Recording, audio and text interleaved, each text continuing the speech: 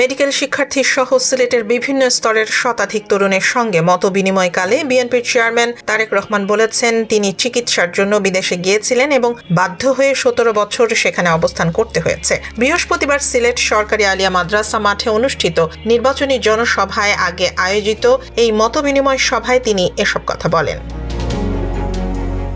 The plan, youth policy talk with Tarique Rahman শীর্ষক অনুষ্ঠানে তরুণদের নানা প্রশ্ন ও মতামত শোনেন বিএনপির চেয়ারম্যান।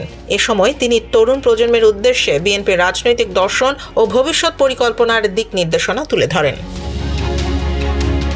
তারেক রহমান বলেন, বিএনপি ক্ষমতায় এলে দেশের ৪ কোটি পরিবারকে ফ্যামিলি কার্ড দেয়া হবে। প্রতিটি পরিবারের নারী প্রধানকে এই কার্ড দেয়া হবে বলে জানান তিনি। এই কার্ডের মাধ্যমে মাসিক ২,০০০ থেকে ২,৫০০ টাকা আর্থিক সহায়তার পাশাপাশি খাদ্য সামগ্রী সরবরাহ করা হবে। এছাড়া বিদেশে কর্মসংস্থানে আগ্রহীদের জন্য কারিগরি শিক্ষা, আধুনিকায়ন ও বিভিন্ন দেশের ভাষা শিক্ষায় গুরুত্ব দেওয়ার কথা বলেন তিনি।